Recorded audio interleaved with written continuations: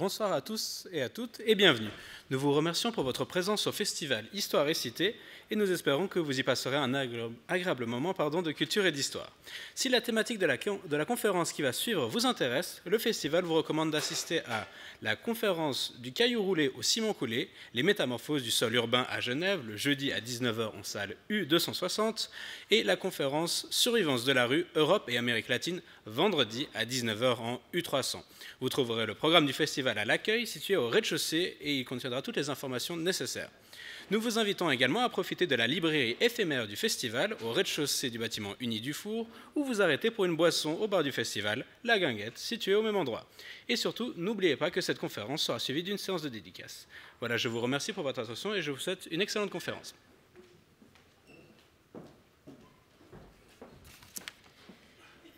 Alors, bonsoir à toutes et à tous. Je suis Armelle Choplin, je suis professeure de géographie et d'urbanisme à l'Université de Genève et j'ai l'immense plaisir ce soir d'accueillir parmi nous David Mangin. David Mangin, qu'il est difficile de présenter en quelques instants, tant voilà, la richesse de tes productions est multiple. Tu es d'abord architecte, connu pour tes projets, tes œuvres. Tu travailles depuis de nombreuses années avec l'agence Sera, agence avec laquelle vous avez réaménagé de nombreux espaces publics dans de nombreuses villes françaises. Évidemment, peut-être l'un des plus connus est le projet de réaménagement des Halles à Paris, où vous avez réussi à refaire de cet espace de circulation un espace de vie pour les Parisiens et pour les non-parisiens. Mais j'ai vu aussi dans ta biographie que tu as travaillé sur Genève, donc il faudra que tu nous racontes ceci. À Ferney, d'accord. Alors voilà, tu es connu pour tes projets, pour tes œuvres, mais tu es aussi pour moi un architecte qui a ce qu'on appelle un coup de crayon. Alors si vous ne connaissez pas encore l'œuvre intégrale de David Mangin, je vous invite à la parcourir, à l'admirer, à la découvrir, et notamment un de tes livres, qui est à mes yeux un de mes livres préférés, qui est Desert Lines. Voilà, qui est un de ces livres qui se regarde, qui se lit dans tous les sens et se redécouvre à chaque instant. Donc un coup de crayon dont j'ai eu la chance de voir, parce qu'une fois je t'ai raconté ce que j'avais vu en Afrique, et puis en fait tu dessinais là le temps que je parle, et ça m'avait complètement subjuguée. Et puis tu es aussi surtout une plume, un architecte qui a une plume. On te connaît notamment pour un de tes ouvrages fameux, La ville franchisée, en 2004, où tu as été l'un des premiers à expliquer ce phénomène qu'on voyait en France de ces entrées de ville avec ces cubes, voilà, avec ces marques qui apparaissaient, dont on connaît bien ici, par exemple, l'exemple le plus connu dans la région serait Ville-Lagrand. Voilà, donc ces entrées de ville franchisées, quand on ne savait plus si c'était de l'urbain ou pas de l'urbain, en tout cas, ce livre assez fascinant. Et puis, aussi pour d'autres écrits, celui que tu vas nous présenter ce soir, autour du ré de ville, du droit à la ville, donc tu es pas seulement une plume, un coup de crayon, mais aussi un esprit. Et tu as réussi à compiler dans ce livre voilà, des images de ce qui se passe dans les raies de ville, dans le monde entier, parce que tu arrives à fédérer autour de toi des équipes tout à fait incroyables. Et puis tu es aussi quelqu'un d'inspirant, tu es enseignant-chercheur, professeur émérite à l'école d'architecture de la ville et des territoires Paris-Est. Et puis, tu es plus qu'un architecte, c'est exactement ce que les urbanistes comme moi détestent, parce que tu es architecte et urbaniste, et puis tu as eu le Grand Prix de l'urbanisme en 2008. Donc voilà, tu es exactement voilà, l'architecte total, comme on pourrait le dire, à la fois dans le projet, dans la vision et dans l'écriture. Et pour tout cela et toute cette générosité à travers tes écrits et tes œuvres toutes ces années, nous te remercions et nous avons évidemment un grand plaisir ce soir à t'écouter parler de ces raies de ville. Et je te laisse tout de suite la parole. Merci David.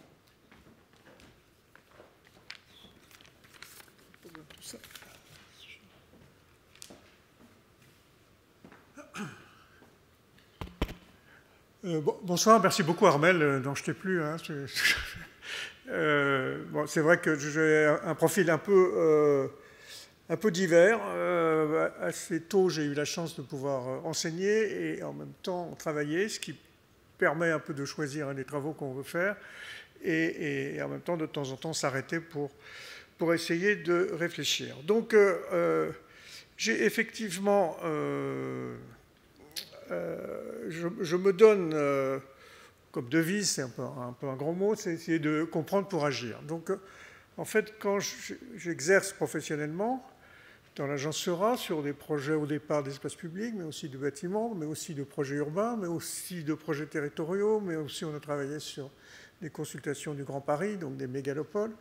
Donc on a travaillé sur un peu beaucoup d'échelles, et à chaque fois, de temps en temps, à un moment, ça coince. Ça coince, ça veut dire que je ne suis pas très satisfait des outils qu'on peut avoir, que je partage avec un certain nombre de mes collègues, et je me dis, mais on n'arrive pas à solutionner ce problème-là, ou on n'arrive pas à comprendre cette situation-là, et là, il faut faire l'heureux sacrifice de s'arrêter pour réfléchir, comme disait GB à l'époque de Charlie Hebdo. Donc s'arrêter pour réfléchir et comprendre pour agir. En réalité, donc, mon cycle de fonctionnement, c'est que je travaille sur des sujets qui sont des commandes ou pas des commandes, ou des autocommandes, je coince, à ce moment-là, je me dis, ben, il faut que j'aille voir sur le terrain, et puis après, il faut que j'essaie de formuler, il faut que je fasse des petits schémas pour essayer d'expliquer.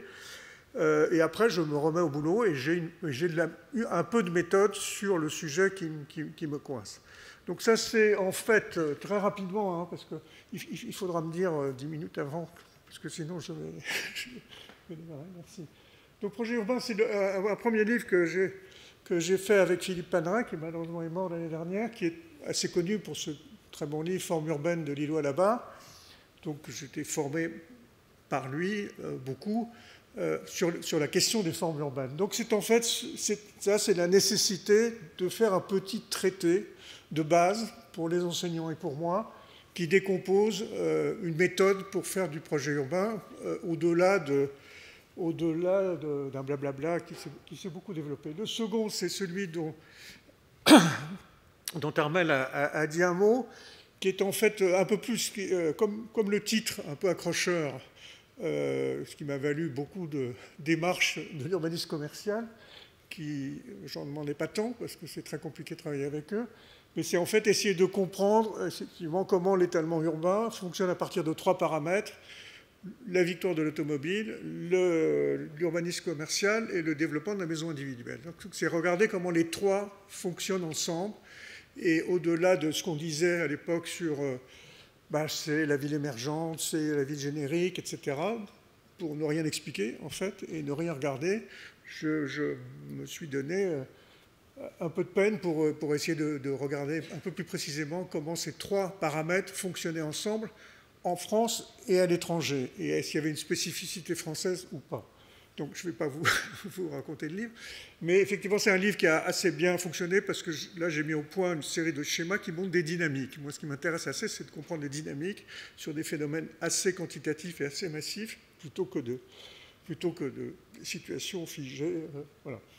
Après, il y a un certain nombre de livres. Là, le dernier, le bleu, c'est un peu la somme de toute une série de travaux sur Paris, la métropole, la mégapole, la mégalopole. Donc, essayer de comprendre comment, en fait, ça ne marche pas de la même façon si vous avez une ville d'1 million d'habitants, de 5 millions d'habitants ou de 15 millions d'habitants. Donc, c'est ce que j'ai essayé de comprendre. Mon revue urbaine, c'est en étant sollicité sur au moment du Grand Paris, il y avait un grand débat sur le Grand Paris Express, c'est-à-dire la rocade de transport en commun. C'est comment fonctionnent les relations entre des quais à la rue, si j'ose dire. Et donc, on a fait des études de cas à Paris, Montréal, Singapour, et après, on a tiré un certain nombre de leçons. À nouveau, c'est toujours un peu l'idée, presque une partie un peu manuelle, sur la façon de voir ces choses-là. Ça, c'est un travail sur le périphérique, sur les hauts de Grand Paris, et des Airlines, et je partage l'avis d'Armel, c'est celui qui est le plus personnel et qui me plaît le plus, qui est en fait des dessins au fil de voyage. Voilà. Alors, oui, ça, c'est un peu c'est un des schémas de la ville franchisée, qui est un peu un mantra, c'est comment on doit passer de la ville des environnements sécurisés, enfin, c'est toujours une bataille qui n'en finit pas, et qui est très difficile, à ce que j'ai appelé la ville passante, faute de trouver un meilleur terme. Donc, c'est un peu l'opposition des 2 situations. Voilà, alors j'arrive au sujet d'aujourd'hui, qui est en fait le résultat à nouveau d'un questionnement, puis d'un travail assez long et effectivement très collectif sur cette notion de raid de ville. Alors, cette notion de raid de ville, on connaît les rez-de-chaussée, qui est déjà un terme difficile à traduire dans pas mal de langues. Elle a été employée il y a 6 ou 7 ans. J'ai vu 2 occurrences au passage, mais moi j'ai essayé de la prendre très, très au sérieux. Donc en fait, j'ai commencé par faire des enquêtes, et ce qui m'a beaucoup intéressé dans ce dernier livre-là, c'est que progressivement, on a avancé en marchant, et je vais expliquer comment. Alors, ça part de ça. Ça part de ça, quand je montre ces 4 photos-là, c'est l'espèce de paysage ordinaire où tout le monde se reconnaît. Tout le monde reconnaît qu'on a beaucoup la ville pourrée par la voiture, on a l'imperméabilisation des sols, dont on a parlé de plus en plus, on a la vacance commerciale, dont on parle souvent quand on parle des rez-de-chaussée, et puis on a les problèmes de sécurité. Donc ces 4 paramètres, très envahissants, très reconnaissables, quel que soit un peu moi, je m'intéresse encore une fois aux 95% de ce qui se fait, pas la rue commerciale d'à côté. On peut en parler, mais voilà. Si vous regardez ça, je crois qu'on ne se trompe pas trop en disant que c'est une ville très hospitalière pour la voiture, principalement, et assez peu hospitalière pour le reste des types de mobilité. Alors, quel est le problème? Le problème, c'est un peu ça, c'est que en fait, la voiture appelle la voiture. La voiture a gagné, mais tout l'environnement est fabriqué pour et par la voiture. Et pour essayer de le résoudre, on ne pense que par la question des rez-de-chaussée. Là, je suis encore... en descendant de la gare, après le déjeuner, j'ai vu qu'il y avait une affiche d'un prospectus immobilier, et c'était que va-t-on faire des rez-de-chaussée? Alors, pourquoi est-ce qu'on est dans une situation pas confortable?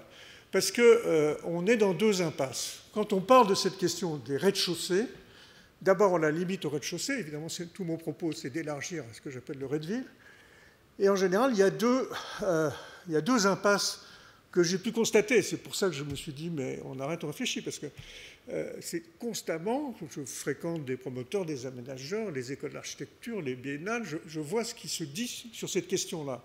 Et qu'est-ce qui se dit? Ah, mais c'est un problème de vacances commerciales. Donc le commerce va résoudre le rez-de-chaussée. Donc première erreur absolument majeure, l'offre commerciale, et je ne parle même pas du numérique, je ne parle même pas de la grande distribution, etc. L'offre commerciale, c'est la solution du rez-de-chaussée. Donc les aménageurs se disent, bon, ben, on va attendre, et puis le commerce viendra peut-être, ou il ne vient pas, mais on s'en fout en fait. On s'en fout, ce qui compte, c'est de faire des étages de logement. Et donc la situation, elle reste comme ça, y compris on met des carottes plates, et voilà. Et puis tout ça, on sait très bien que ça ne marche sur un linéaire dans des villes denses, ou des linéaires très très courts dans les bourgs et les villages ou les petites villes. Donc ça, c'est l'impasse majeure. Donc vous avez des promoteurs qui ont, en France, par exemple, des gros promoteurs, maintenant ils ont une cellule pied d'immeuble, comme ils disent, une cellule rez-de-chaussée. Et c'est toujours 2 solutions. Donc celle du commerce va arriver, et souvent des tailles moyennes, en plus ils ne pensent même pas au tout petit commerce très utile. Et l'autre piste qu'on voit beaucoup, et notamment dans les écoles d'architecture ou d'urbanisme, c'est l'urbanisme éphémère. Donc on dit que tant que ça se passe comme ça, on va donner des locaux à des associations, on verra après. Bon, l'urbanisme tactique ou éphémère, il y a plusieurs appellations. C'est très sympathique, mais ça ne solutionne absolument pas la question de fond. Ça fait des images de villes étudiantes dans les biennales, mais ça c'est pas du tout à la hauteur du problème. Donc, alors moi j'avais ça c'est un quartier qu'on a fait à Toulouse, qui est autour d'une piste d'aviation, Toulouse-Montaudran, c'est là que la grande ligne aéropostale a démarré. Donc on a fait les choses le mieux qu'on pouvait en termes d'espace public, mais par exemple, après, assez vite, quand vous remontez les plans de rez-de-chaussée des immeubles successivement, eh bien, vous avez des parkings, parce qu'ils ne veulent pas payer en infrastructure la totalité des parkings, et donc vous avez en fait une chose dont vous n'êtes pas très fier, pas très content, parce qu'effectivement, vous pouvez mettre des commerces autour de la place, autour du cinéma, mais après, ça s'arrête là. Alors le truc, il fait quand même 1 kilomètre. Donc on a ces problèmes-là au quotidien. Donc, je me suis un peu organisé pour essayer d'y comprendre un peu plus clair. Donc, c'est ce que j'ai appelé, et dans le bouquin est construit comme ça, le devoir d'inventaire, et puis après, je me suis donné évidemment un devoir d'invention, c'est-à-dire quelle solution. Alors, un devoir d'inventaire, c'était de se dire, ben, de façon empirique, moi je suis un peu empirique, hein, je ne suis pas un académicien, un académique pur et dur, donc je peux regarder les rues près de chez moi, ça me va très bien, je les connais par cœur, je peux rentrer dans les cours, je peux les connaître, mais je peux aussi, grâce au réseau qu'a évoqué Armel, j'ai toute une bande de copains dans tous ces pays-là qui fait que je peux aussi faire, quand j'étais prof actif, je faisais des échanges avec eux, et donc je les ai mis sur ce thème-là, qui tout de suite a marché. Tout de suite, ils se sont dit, mais nous aussi, on a ces problèmes-là, nous aussi, on est dans ces impasses-là. Et donc, on a monté des enquêtes, avec un protocole d'enquête inspiré d'un livre que je recommande, de Nicolas Soulier, Reconquérir les rues, qui est un bouquin où Nicolas Soulier, qui date de 2012, s'est donné, lui, comme protocole d'étude, ce que vous voyez à gauche. Le schéma est de lui, à gauche. Et donc, en fait, lui, il s'est beaucoup intéressé en reprenant l'expression américaine, au frontage. Les Américains parlent de frontage. Le frontage, c'est le devant de la maison. C'est cet espace qui a été beaucoup analysé par les sociologues de l'habitat et par des tas de gens. Donc, il a repris cette question-là de façon un peu méthodique, avec d'ailleurs des propositions assez intéressantes de construire en 2 temps les frontages, un temps de l'appropriation et après on stabilise les choses, et un deuxième temps. Puis son bouquin est vachement bien parce qu'il raconte ses échecs. Et c'est toujours très intéressant, c'est-à-dire que c'est très difficile de changer les monnaies. Et donc moi j'ai construit à peu près les purs à droite, qui a des défauts, j'y reviendrai tout à l'heure, mais qui part un peu de cette idée qu'on allait d'abord s'intéresser au frontage et que c'était finalement une question d'occupation du rez-de-chaussée. Et toute l'aventure, ça a été qu'on a découvert bien d'autres choses. Alors, on a regardé formel, informel, besoin des deux, c'est une expression de Sylvie Jaglin, qui est prof à l'École des Ponts, que j'aime beaucoup, et donc on a pensé aussi qu'il y avait des tas de choses sur l'espace public, mais pas que sur l'espace public, dans ce qui se passe dans la ville dite informelle. Et dans le formel aussi qu'il y avait des choses qui se passaient, donc plus de rigidité, une vraie fausse informalité à gauche, parce que ceux qui ont un peu regardé les choses, il suffit de se mettre à un carrefour d'une ville africaine et revenir 3 matinées de suite pour comprendre qu'il y a une lutte des places, une lutte des classes, une lutte des genres, et qu'en fait les choses sont beaucoup plus figées à certains égards qu'on ne voit avec un œil pittoresque. Et donc, voilà. Donc, alors, en fait, on ne s'est pas censuré, on a pris des choses au fur et à mesure des différents voyages qu'on a pu faire ou des enquêtes sur lesquelles on a pu partager avec mes collègues. Donc ça, par exemple, c'est en Inde, par exemple, c'est comment à partir d'un immeuble neuf, il y a une première strate, puis une seconde strate. Voilà, ça, c'est par exemple à Montreuil. Montreuil, c'est une grande commune près de Paris qui est très cosmopolite. Et là, vous voyez comment, ça c'est une rue faite par Álvaro Siza, le célèbre architecte portugais. Et dans la continuité de cette rue, vous avez l'installation d'Africains qui font du maïs et qui déjà commencent à organiser un autre type d'occupation. Donc ça, c'est pour vous montrer la variété, mais cette carte n'est pas à jour, des lieux d'expérimentation. Donc je vais vous montrer une série d'exemples assez vite, parce que ça peut être assez laborieux, mais qui va montrer comment progressivement on a dépassé cette question du rez-de-chaussée. Alors déjà, la question de la rue, puisque... Voilà. Donc là, vous voyez l'amorce d'un trottoir qui, au départ, est fait par les gens, où ils essayent de faire une espèce de trottoir privé. Ce qui pose une question, d'ailleurs, la question du trottoir. Le trottoir, comme disait Louis-Sébastien Mercier, c'est la ville commence avec le trottoir, il disait ça au XVIIIe siècle. mais on peut penser que le trottoir va mourir aussi, ou il est déjà mort. Donc il a un début, il a une fin. Pour le moment, on est tous un peu dans cette idée que le trottoir reste finalement la définition de la rue, mais c'est forcément... ça évolue beaucoup, entre les plateaux piétons, entre les routes-rues, évidemment, et le coût du trottoir, les choses ont beaucoup changé. Donc ça, c'est toujours un rabat. Donc on a remonté les dessins par des séquences et avec les différents types d'occupation de l'interface. Et alors, ce que vous commencez à voir, c'est qu'on dessine les intérieurs. Pourquoi dès le départ, on n'est pas parti sur dessiner plus loin que l'alignement de la façade? Parce que, d'abord, on n'y a pas pensé, pour être clair. On était tellement dans l'idée qu'il y a l'espace public et puis il y a la façade et puis derrière, on ne peut rien faire, grosso modo, qu'on ne s'en est pas soucié. Et qu'en plus, c'était plus difficile de coordonner différentes études si on commençait à aller dans la profondeur.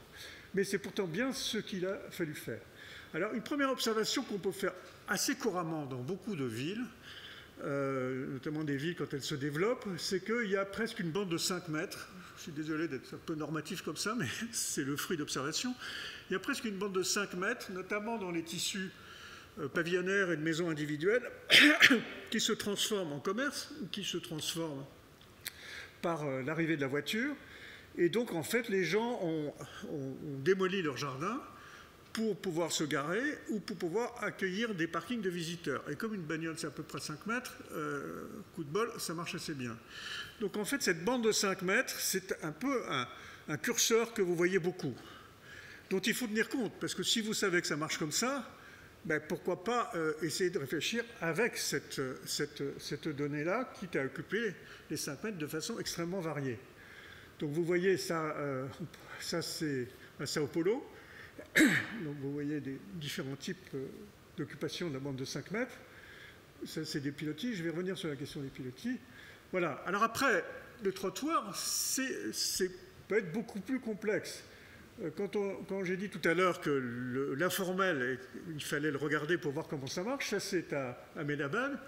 Ce qui est assez intéressant, c'est qu'à Ahmedabad, vous avez quelquefois des trottoirs qui font 20 mètres, 25 mètres. Et en réalité, vous comprenez progressivement que c'est une chaîne, en fait, c'est quasiment le même propriétaire qui depuis, qui a son local.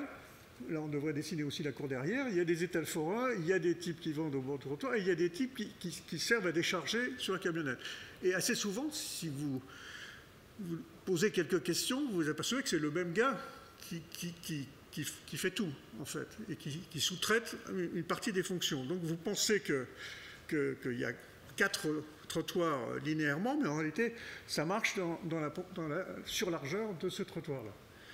Voilà, ça c'est un exemple, c'est un endroit où il y a des espèces de cours anglaises, et donc on voit que ça fonctionne. Et là aussi, on s'est aventuré parce que le cas était assez intéressant, puisqu'il y avait des immeubles résidentiels derrière, avec les parkings qui étaient sur pilotis, et le commerce qui est très large, qui est devant.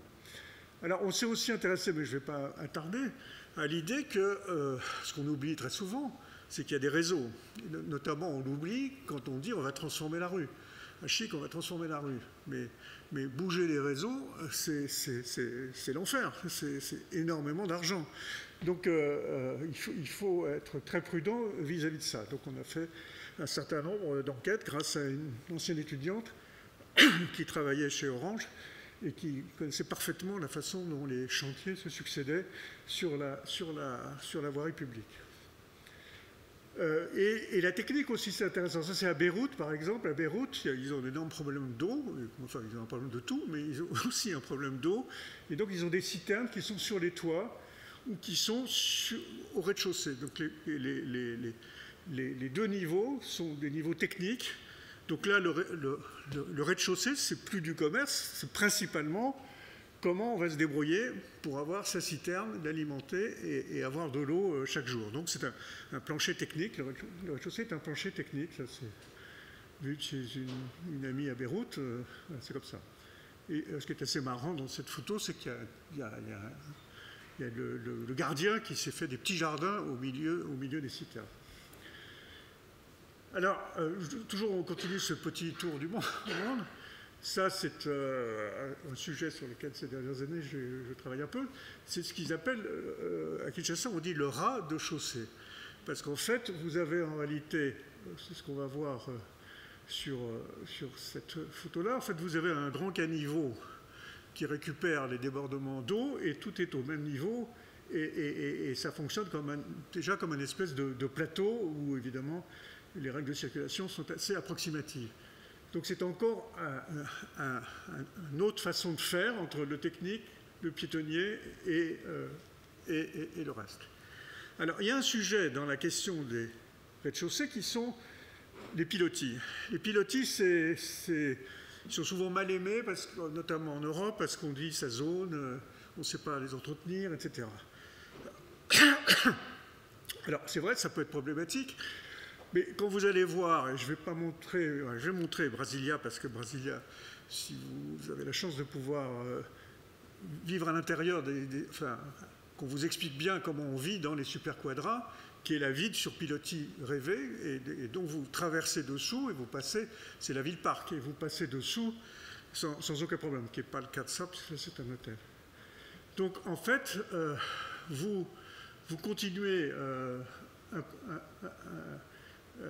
et le pilotis, c'est vraiment, alors c'est le rêve des architectes, c'est la transparence, mais la vraie, pas celle, parce que c'est la transparence du parcours et la visibilité du parcours grâce au pilotis. Donc c'est une façon de résoudre la question de la chaussée, c'est de ne rien mettre, c'est-à-dire simplement le livrer comme un espace à vivre et à circuler. Alors, voilà un exemple très intéressant, qui est l'exemple de Singapour. À Singapour, ils ont construit à l'indépendance énormément de HDB, de programmes de logement sur pilotis, avec des immeubles de 10, 15, 30, 50 étages. Alors pourquoi il est très intéressant cet exemple-là? Parce que d'abord, il est massif, c'est pas un petit exemple que je vous sors comme ça, c'est des quartiers entiers qui sont construits sur le même système. Vous avez le RER local, et puis vous passez par des pergolas, que vous voyez là, et puis vous traversez tous les immeubles sur pilotis. Et qu'est-ce qui se passe maintenant sous ces pilotis, qui sont des endroits très ventilés, dans un pays un peu tropical quand même.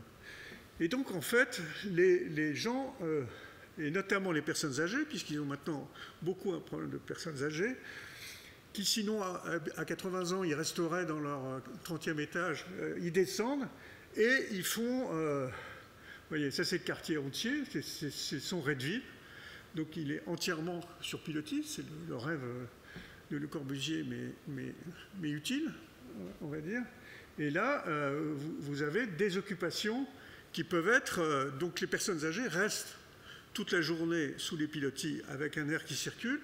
Ils tapent le carton, ils font de la bouffe, ils gardent les petits-enfants, ils jouent au domino, et les petits deviennent une solution de Redville tout à fait performante.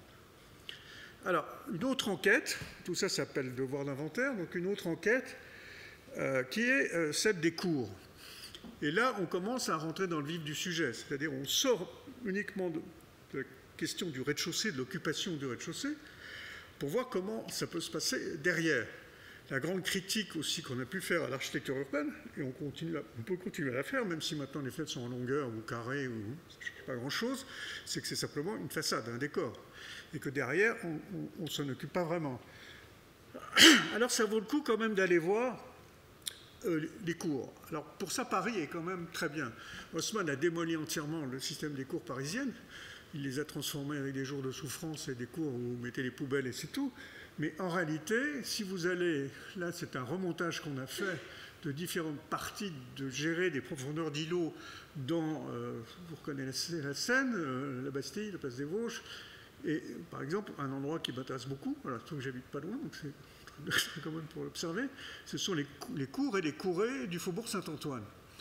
Donc vous croyez que c'est fermé, et en réalité, la bonne surprise, là, vous voyez, bon, d'abord, il y a une diversité de cours très très grande. Vous avez des cours jardins, vous avez des courées, vous avez des cours résidentiels, vous avez des cours où les gens travaillent. Et donc, vous avez une multiplicité de situations très très très très fortes. avec un effet de seuil très important. Et là, tout d'un coup, là, je me suis dit, voilà, en fait, le sujet, c'est ça. Le sujet, c'est comment réfléchir à la profondeur.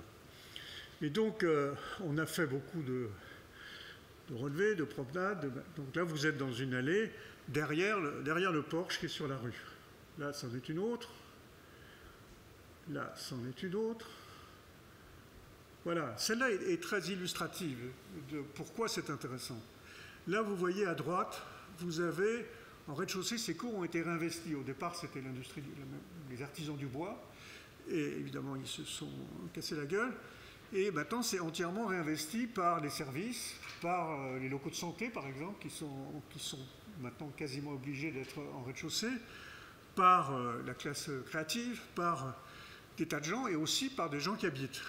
Et alors, quel est l'intérêt de cette affaire-là? C'est que vous pouvez résoudre en même temps le problème de la sécurité, c'est-à-dire vous êtes obligé de laisser le code ouvert, parce qu'il y a des visiteurs qui doivent aller voir les gens qui travaillent ici et là. Et donc la surveillance se fait de facto en co-surveillance.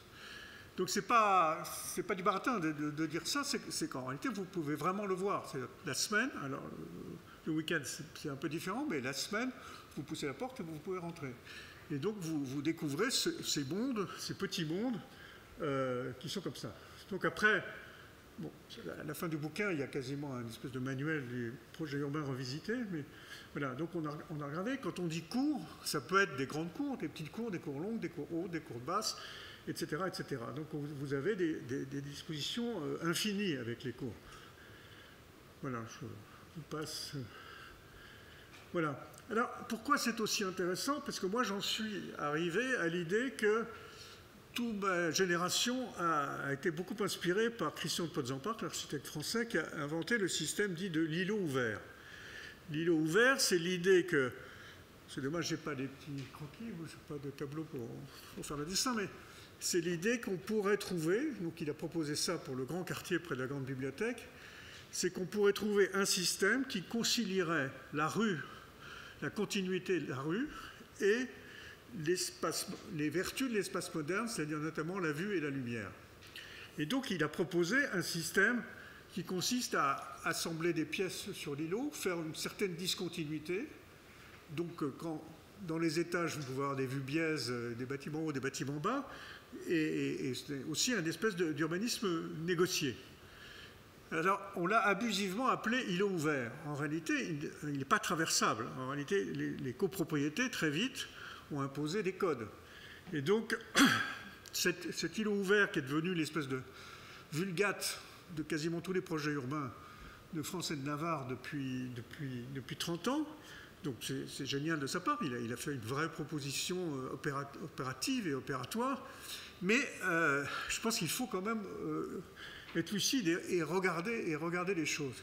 Et c'est pour ça que moi, entre un îlot pseudo-traversal et une cour, maintenant, ma philosophie est faite. Je préfère travailler sur des cours de 30 à 50 logements avec une mixité fonctionnelle, avec des jardins, avec une cogestion possible, plutôt que des îlots ouverts qui sont certes très séduisants formellement, mais on peut aussi faire des cours très séduisantes formellement, plutôt que ça. Et là, on a toujours opposé la première phase de cette rive gauche, c'est-à-dire ce grand quartier qui est construit maintenant depuis 40 ans aux alentours de la grande bibliothèque, les îlots fermés de la première génération aux îlots ouverts, les bons îlots ouverts versus les mauvais îlots fermés. Et je pense que là, on se fait enfermer dans des idées assez convenues, si on regarde les choses un peu plus précisément. Alors pourquoi les cours, c'est aussi intéressant? Parce que c'est un modèle qui est très bon pour la maison individuelle, c'est-à-dire les patios, qu'on a beaucoup en Amérique latine, mais que malheureusement, qui serait une vraie alternative à la maison individuelle qu'on connaît actuellement, notamment en France, avec la maison isolée sur sa parcelle, dont on fait le tour, alors qu'une maison qui se retourne sur son jardin et un jardin gérable, c'est bien plus intéressant. Donc, vertu, éloge de la cour et éloge des patios. Je vais passer un peu vite sur celui-là. Alors, simplement pour montrer que je vois une objection, c'est sympathique votre histoire, mais vous parlez de la ville constituée, des cours dans la ville dense, etc.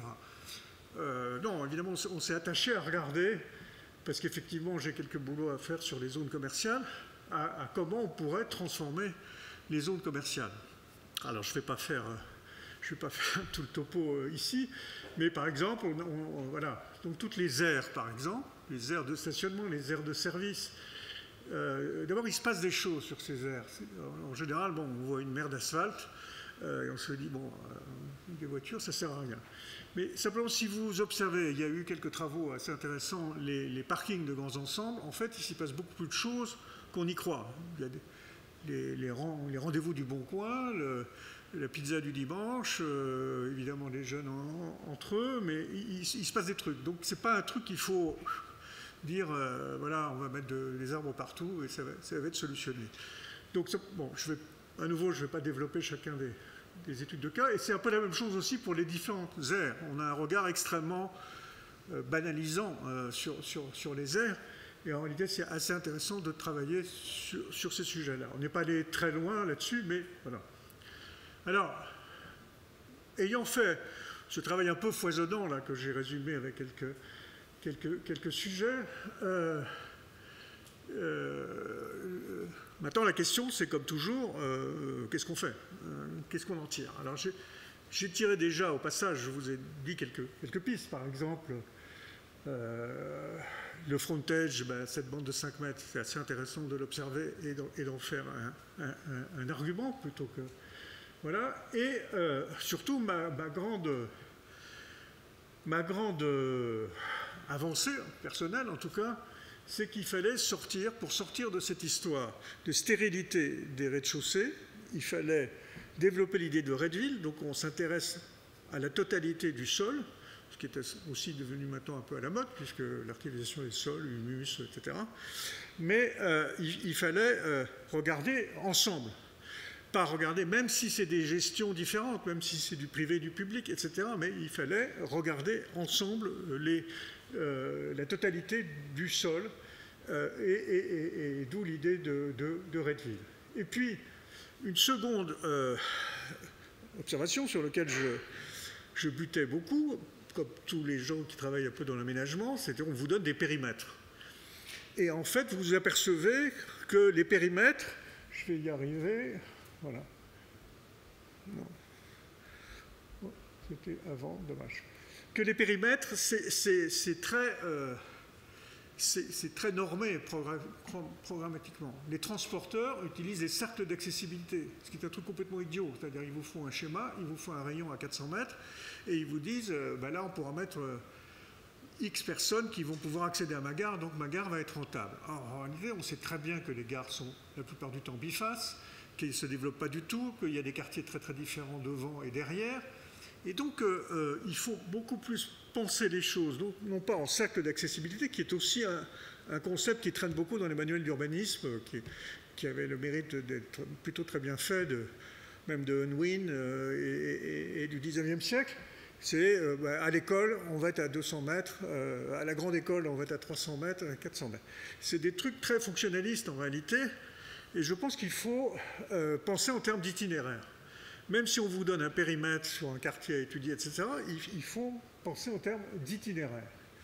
Et puis le troisième point, qui est très important, c'est qu'il faut distinguer, et là on revient plus près du sujet des rues, les voies résidentielles et les voies actives, en se disant une bonne fois pour toutes, ça aussi ça fait partie des idées reçues très lourdes, que eh bien, 95% des voies sont résidentielles, et que les voies que j'appelle actives, charitablement, pour ne pas dire uniquement commerciales, mais les voies actives, c'est 5%. Mes chiffres sont en l'air comme ça. Mais si vous regardez par exemple ça, par exemple, le Grand Lyon, en rouge, c'est là où il y a des commerces. Et tout le reste, c'est des voies résidentielles. Et là, c'est Paris à l'est. Donc enfin, dans la banalité des tissus tels qu'ils se fabriquent ou se renouvellent, il n'y a pas photo. Donc, à nouveau, il faut acter le fait qu'il faut fabriquer des voies résidentielles et les distinguer des voies actives. Et si on veut que les voies actives marchent, il faut les concentrer sur quelques itinéraires, mettre tous les efforts là pour les faire marcher et rabattre des voies et des allées résidentielles, et si possible avec moins de voitures. Donc ça, c'est une idée assez importantes.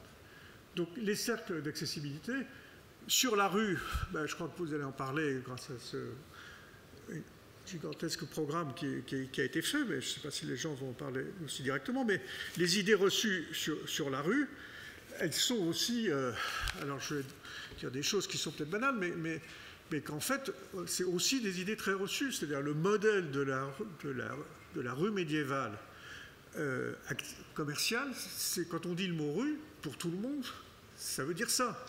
Or, comme je viens d'essayer de vous le dire, ce n'est pas ça. Ce n'est qu'une toute petite partie de l'affaire. Et puis, vous pouvez avoir des rues tranquilles, vous pouvez avoir des rues ennuyeuses, vous pouvez avoir des rues courtes, vous pouvez avoir des rues discontinues, des rues continues. Donc, à la fois, même sur le point de vue de la forme, les rues sont très différentes.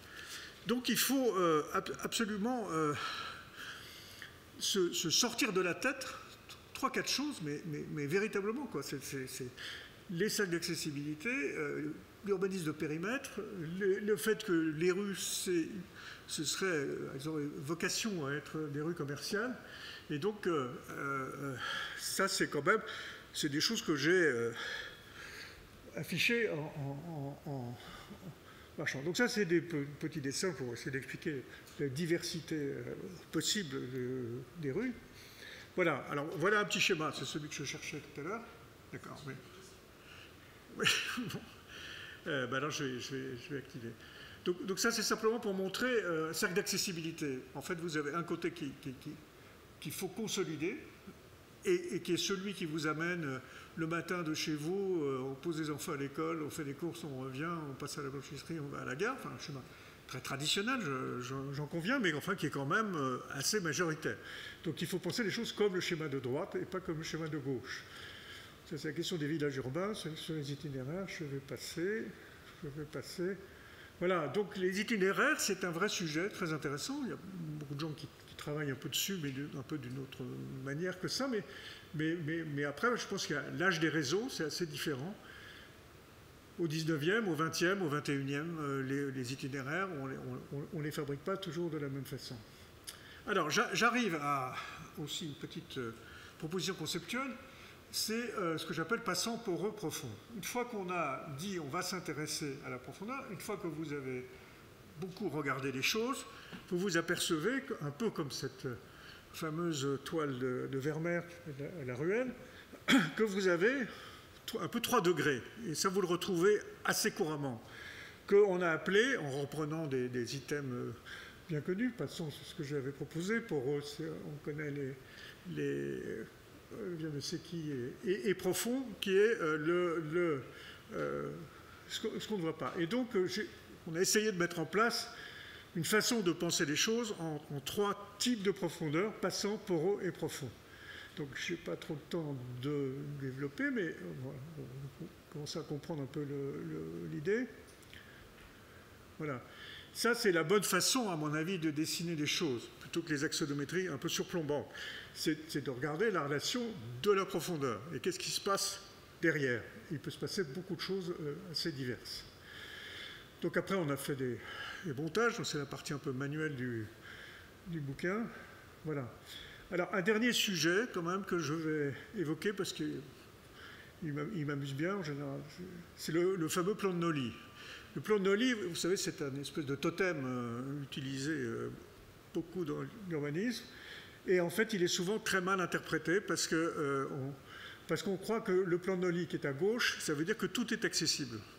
Les cours, les églises, et machin. Bon, et quand vous faites une enquête, ce qu'on a fait, on a un peu démoli ce mythe de ce Nolly, la ville accessible, voilà. Alors, dernier point, c'est la représentation des raies de ville. Peut-être je peux m'arrêter là. Donc, on a aussi essayé de voir comment est-ce qu'on peut dessiner les raies de ville, entre dessiner le parcellaire, dessiner la structure, dessiner l'espace public traversant, dessiner les usages, etc. Donc, je pense que c'est des sujets assez passionnants, notamment pour les architectes et les écoles. Voilà. Et donc, bon, je m'arrête là. Donc, après, il y a des... Voilà, je passe comme ça. Donc toute la dernière partie du bouquin, c'est en fait assez structuré, 10 points, pour essayer Et c'est évidemment une ambition un peu démesurée de faire bouger les lignes dans la question du projet urbain et territorial. Merci de votre attention et désolé pour le débordement.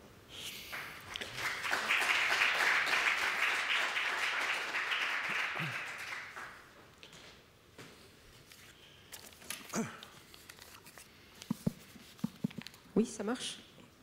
Tu n'as pas du tout débordé, David. C'est juste que je pense qu'il y a des personnes dans le public qui vont vouloir te poser des questions, tant tout ce que tu nous as montré, on aurait envie de passer plusieurs minutes sur chaque croquis pour essayer de voir, comprendre, saisir. Donc tout ça est dans le livre, hein, c'est voilà, d'une richesse incroyable, surtout le fait que tu aies réussi, voilà, avec toutes ces équipes, à collecter et à montrer d'autres formes de vie, d'autres pratiques spatiales dans ces raies de ville. Alors, peut-être, je ne vais pas monopoliser la parole, peut-être une question que j'aimerais te poser, parce que je me souviens que parmi les rencontres, parce que j'avais eu la chance de faire partie de ces réflexions, une des rencontres avait eu lieu juste quelques jours avant le Covid, puisque une équipe même n'avait pas pu venir d'Italie, etc. Et je me disais, voilà, est-ce que ça a changé? On en a beaucoup parlé à Paris, tu vois, cette réappropriation des raies de ville, mais par des commerces, justement. Alors, est-ce que l'espace résidentiel a diminué? Voilà, ça, c'était une de mes premières questions. Une autre question, c'est la question de la logistique sur ces raies de ville. Puisque maintenant, on le voit, alors peut-être moins à Genève, mais dans d'autres villes, dès qu'on y va, c'est envahi par et les trottinettes, et les colis qui vont être livrés, et voilà, toute forme de cette ville logistique qui a tellement changé, des plateformes en fait, qui envahissent ces lieux qui étaient des lieux de circulation, des lieux de rencontre. Et puis finalement, peut-être une troisième question avant d'ouvrir la parole, qui est, alors après avoir fait cet inventaire, si toi tu devais vivre, voilà, donc tu as parlé des cours, mais les cours en même temps à Paris, c'est aussi des lieux de gentrification, on le sait, tu l'as dit, hein, les classes créatives. Voilà, alors c'est où peut-être ces raies de ville les plus intéressants à vivre et dont on pourrait s'inspirer, ou est-ce qu'il faudrait faire un mélange d'un peu de tout plein de choses? Et puis je pose la question en plus en tant que personne qui vit à Genève, où les raies de ville ici sont intéressants, parce qu'on a à la fois un mélange des pilotis, parce que c'est quand même la ville de Le Corbusier, on a quelques bâtiments qui sont comme ça. En même temps, on a ces raies de ville qui sont très propres, très lisses, où il ne se passe pas grand-chose pour certains, qui sont juste des espaces de circulation. Et puis on a en même temps ces raies de ville, par exemple les cours ouvertes des écoles, qui d'un seul coup deviennent des lieux de sociabilité incroyables, qui permet une rencontre qu'on n'a pas dans d'autres villes et qui est tout à fait incroyable. Donc voilà, quelques petites questions pour lancer le débat. Tu n'es pas obligé de répondre à tout, et puis peut-être après on va pouvoir aussi voir la salle et ouvrir le débat. Mais... Non, moi, ce qui m'intéresse, c'est comme c'est ma démarche depuis un peu toujours, c'est comment faire passer auprès des maires, des aménageurs, cette idée qu'ils aient un service raid de ville en réalité. C'est pas joliment dit comme ça, mais qu'on sait très bien qu'ils travaillent en silo et que beaucoup des problèmes que tu peux rencontrer là, c'est parce qu'ils n'ont pas cette perspective-là. Et tout le monde va s'occuper de l'espace public et comment il va être plus joli, il va être mieux, il va être machin, il va être plus fonctionnel, plus logistique, moins logistique. Mais tout l'avenir des cours, alors, je crois qu'il faut vraiment un peu oublier le centre de Genève, le centre de Paris, le centre de machin, parce que à nouveau, on est très à côté de 95% de ce qui se fait. Et la question, c'est d'essayer déjà que les promoteurs, enfin en tout cas c'est la question en France, acceptent de faire des rez-de-chaussée résidentiels. Et ensuite que ces rez-de-chaussée résidentiels soient attractifs et que la pression automobile, voire même des allées entières, donc elles peuvent être en cours, mais elles peuvent être traversantes, soit le long de jardins, comme à Montréal, comme dans bien des villes, quoi. Et donc ça veut dire, ce qui est aussi une façon de répondre à la logistique, ça veut dire tu t'arrêtes aux allées. Après tu te démerdes. Donc le parking du visiteur, le machin, il est juste en limite de la voie qui dessert. Parce que la condition pour changer vraiment les choses, c'est d'abord accepter qu'il faut faire des allées résidentielles séduisantes, et donc que les gens aient envie d'y habiter. Et pour ça, il y a une espèce de série de conditions à remplir. Et ça c'est le taf. C'est pas simple, parce qu'ils se sont mis dans la tête, mais ça c'est toujours avec les promoteurs, c'est pas le modèle, on n'a pas d'autre modèle, on ne sait pas faire du commerce, de l'habitation, et puis du commerce au-dessus, ou le contraire. Donc voilà. Mais ils y passent au bout d'un moment. J'ai vu pas mal des sujets sur lesquels j'ai travaillé. Au bout d'un moment, ils se disent, bon, ben, si le modèle économique ne marche pas, peut-être qu'il faudrait écouter et essayer de faire autre chose. Alors, je m'adresse aux techniciens là. Est-ce qu'on peut baisser les spots et ouvrir peut-être le débat dans la salle, sauf que nous, on ne voit personne. Et puis, peut-être il y a un micro qu'on peut faire passer. Oui, c'est vrai. Ah, c'est bon, super. Merci. Alors, est-ce qu'il y a des questions? Si oui, on en prend peut-être plusieurs, parce qu'on a une dizaine de minutes, et je pense que voilà, ça... Micro, s'il vous plaît. Oui, alors on a une question ici. Ah, pardon. Ah, voilà. Bien, puisque personne commence, je veux bien commencer. Alors j'ai une double question. Alors bon, on n'a pas vu toute votre conférence, et la deuxième partie, ce qui est passé très vite, semblait tout aussi intéressant que la première. Alors, une question, c'est j'ai vu sur une image de celle que vous avez commentée une expression qui est le seuil. Et quelle importance a-t-il pour vous? Est-ce que, par exemple, les travaux des années 50 d'Aldo van Eyck ont été intéressants? Est-ce que le seuil est quelque chose qui est lié à des cultures et qui joue des rôles différents en fonction des sociétés, peut-être aussi des conjonctures? Ça, c'est la première question. Et la deuxième question, dans vos propositions spatiales, dans vos réalisations, comment vous intégrez les changements de la société qui peuvent être très rapides et parfois inconnus? Alors, comment introduire, pas l'informel, mais l'aléatoire parfois? Et on voit que ça peut changer très vite. Le Covid, qui est quand même un des moments les plus importants, enfin les plus forts de ces dernières années, a montré que les pratiques des villes, des espaces sociaux et autres changent extrêmement vite. Après, qu'elles durent longtemps ou pas, ça c'est une autre question. Merci. Oui, on prend d'autres questions en même temps? Oui. Ou je vois. On a une autre question juste là. Morgane? Oui, alors merci beaucoup pour votre conférence. Moi je me demandais, sur une de vos slides, c'était écrit « Toutes les voies ne sont pas des rues ». Du coup, je me demandais quels étaient les usages qui transformaient un espace en une rue. Voilà. Merci. On répond déjà, parce qu'il y a 3 questions, et puis après on refait un deuxième tour. Ok. Sur l'affaire des seuils, effectivement, comme vous l'avez rappelé, j'ai dit un peu dans la conf, ça a été l'espèce une obsession, l'espace semi-public. Il y avait cette notion qui a été beaucoup développée liée à l'affaire du seuil, c'est qu'il pourrait y avoir une espèce de chose entre le public et le privé qui serait le semi-public, qui serait cette affaire du seuil, sur lequel beaucoup d'anthropologues, etc., ont aussi contribué. Alors, savoir si le seuil, ça dépend des pays, des cultures, oui, bien sûr. Je veux dire, si vous allez sur la Méditerranée, tous les gens sortent les chaises à 7 heures du soir, ils les mettent au même endroit, ils sont chez eux. Bon, et on pourrait démultiplier les exemples comme ça. Donc, effectivement, la pratique du seuil, elle ne dépend même pas de la largeur de la voie, parce que vous pouvez avoir ce type de phénomène avec des petites voies, des grandes voies, et des voies moyennes. Mais moi, moi, ma conviction depuis très longtemps, c'est que public et privé, oui, ça existe. Public, privé.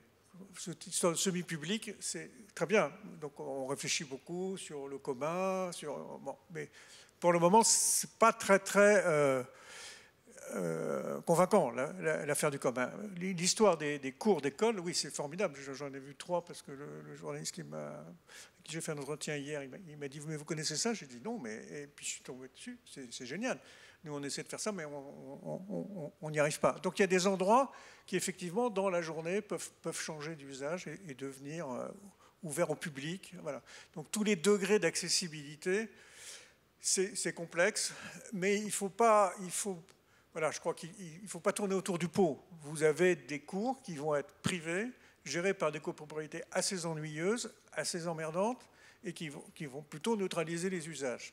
Mais vous avez des petits miracles aussi, et vous pouvez changer, y compris les règlements de copropriété, si vous avez un projet. Le problème, c'est qu'il n'y a pas de vision sur cette affaire, puisqu'on s'arrête à la rue, et puis après, les copropriétés se neutralisent entre elles.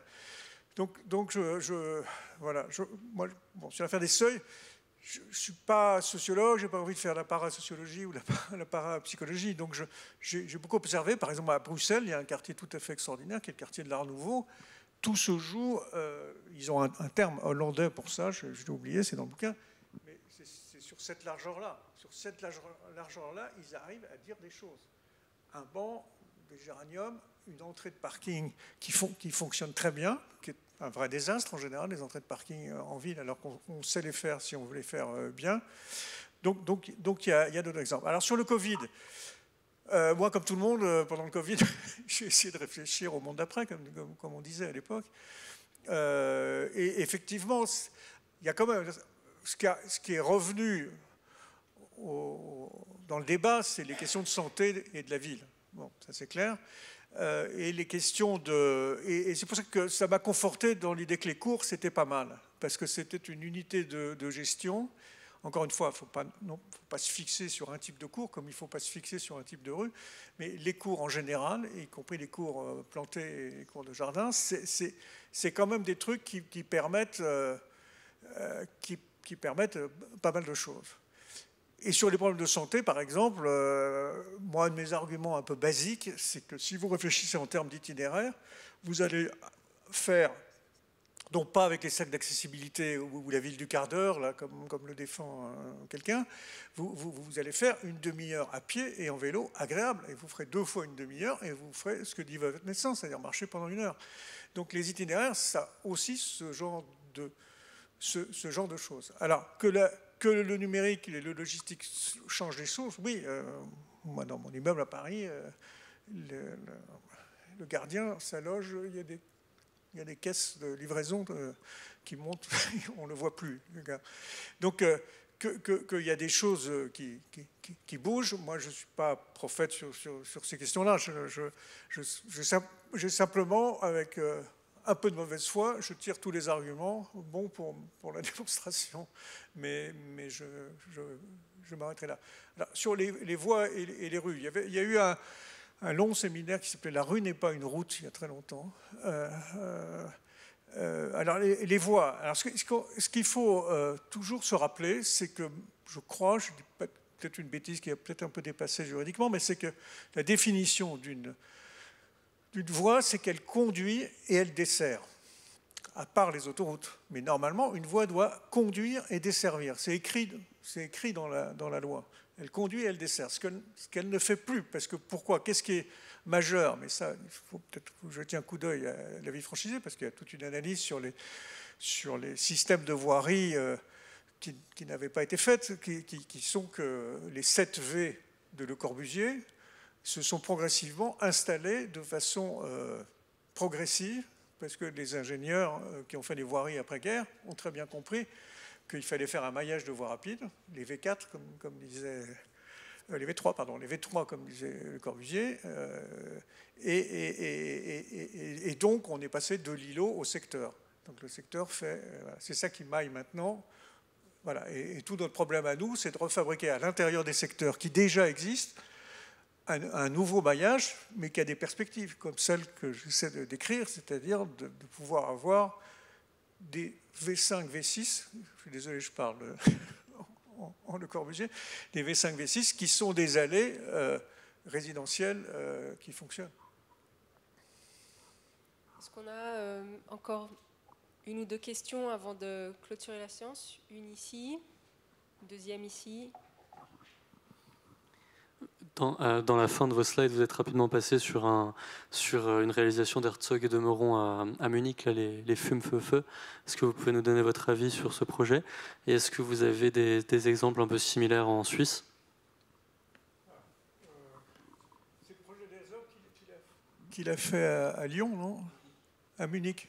C'est les bars décalés en quinconce. Ouais. Oui, c'est une version... c'est une version de l'îlot ouvert rationnel, de l'urbanisme rationnel. Donc je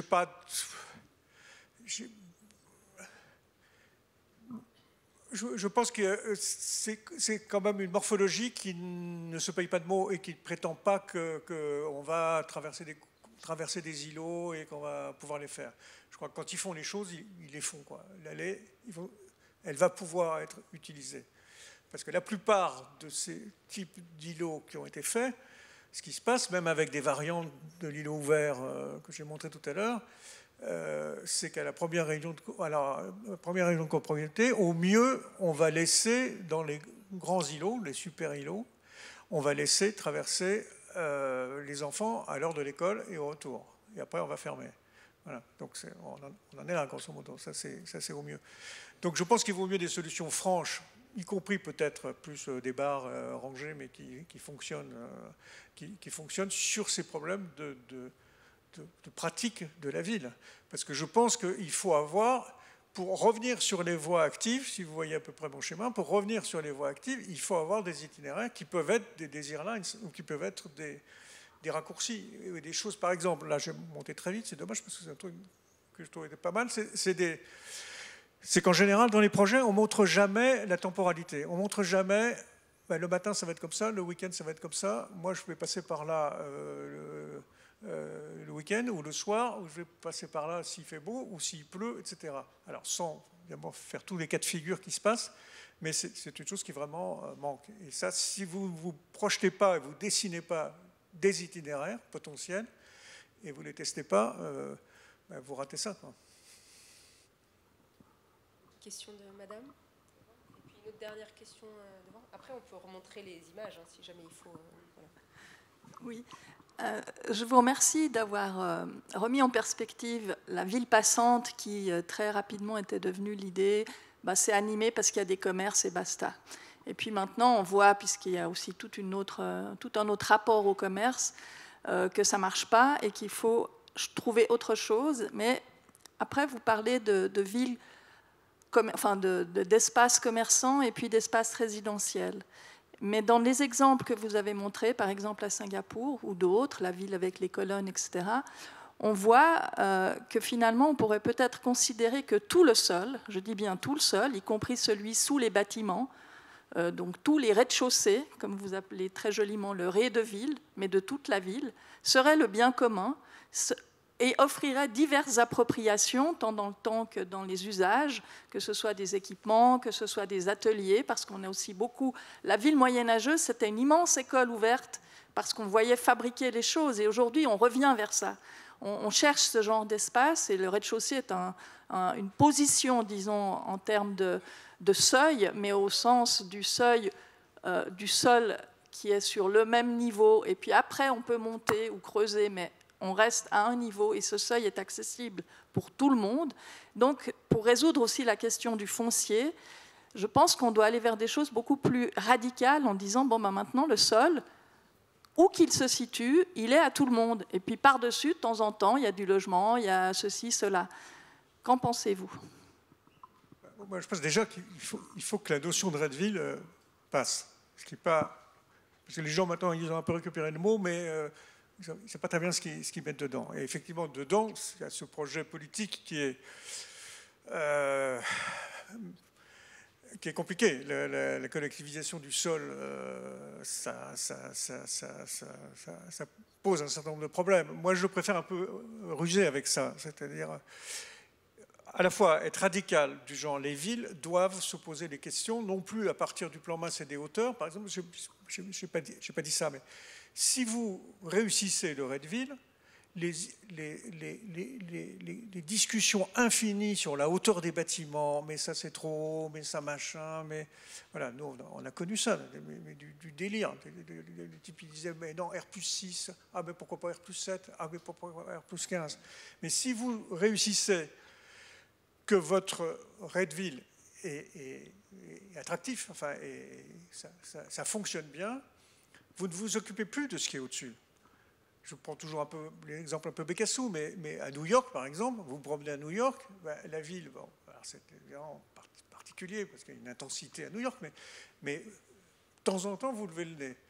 Et de temps en temps, vous avez 2 étages, et de temps en temps, parce que la spéculation des blocs a fait que le système il est en dents de scie, et de temps en temps, vous avez 50 étages. Mais quand vous êtes sur le trottoir, ce n'est pas un problème pour vous. Pas du tout un problème pour vous. Donc ça veut dire qu'il ne faut pas présenter les projets comme des plans masse vus d'en haut. C'est pour ça que je critique mon propre point de vue d'axonométrique. Il faut plutôt présenter les projets au niveau du Redville et que les gens comprennent que ça n'a pas d'importance au-dessus. Et on s'occupe que de ce qu'il y a au-dessus, et parce qu'on se pose mal la question du niveau du sol. Je regarde les organisateurs, on a le temps d'une dernière question qu'il y avait là, et puis après on clôturera et tu iras signer les livres pour la séance dédicace. Monsieur, vous aviez une question ?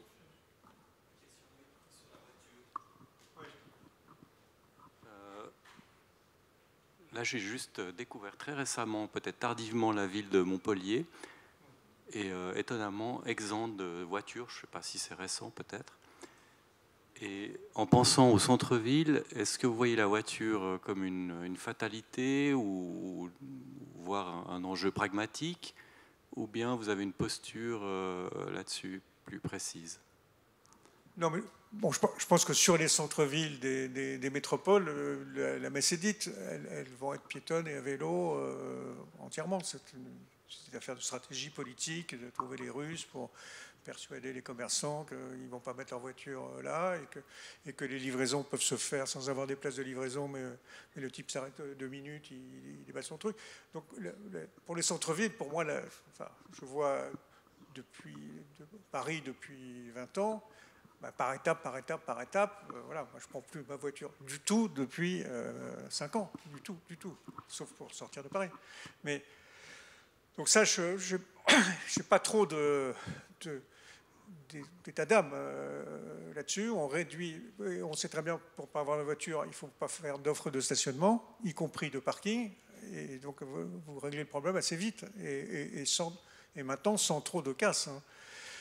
Donc le problème de la voiture, c'est, comme on vous dit toujours, c'est bien votre truc, mais dans l'étalement urbain, alors, c'est pas facile de passer tout de suite à la marche à pied. Donc le problème, moi je parle des problèmes des bourgs, et moi je vais en Bretagne régulièrement, c'est un terrain, tous les ans, je peux voir exactement ce qui se passe de village en village, et de bourg en bourg, et de petite ville en petite ville. Donc là, et les maires, ils commencent à comprendre ça. C'est-à-dire qu'ils voient bien que la maison individuelle telle qu'elle est faite, dépendante de la voiture, c'est une catastrophe pour les familles, une catastrophe pour les ados, etc. Donc il faut que les terrains et les typologies soient en continuité du village et de la bourg existante. Et à ce moment-là, le vélo électrique, qui est comme un super engin, dans ces bourgs-là, vous pouvez envoyer les enfants aller chercher le pain voilà, et aller à l'école sans que, comme c'est la situation aujourd'hui quand même, que 90% des gens amènent leurs enfants en voiture à l'école, alors que l'école est à 200 mètres. Donc on est dans un... Voilà, il faut un peu bousculer ça. Ça invite à découvrir les travaux du dernier Grand Prix de l'urbanisme, Tessou, qui travaille là-dessus justement sur les... Non, mais il y a beaucoup de gens qui dans les bourgs ruraux, enfin de l'urbanisme rural en fait. Comment on essaye de faire qu'il y ait moins de voitures dans ces espaces-là. Mais écoutez, je propose qu'on clôture. David, un immense merci. On aurait envie de voir toutes tes slides. Voilà, on est à la 102e, mais voilà. Mais en tout cas, voilà.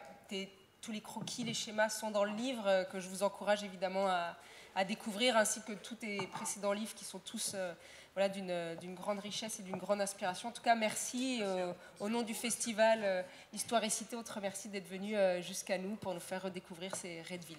Merci à vous et bonne soirée.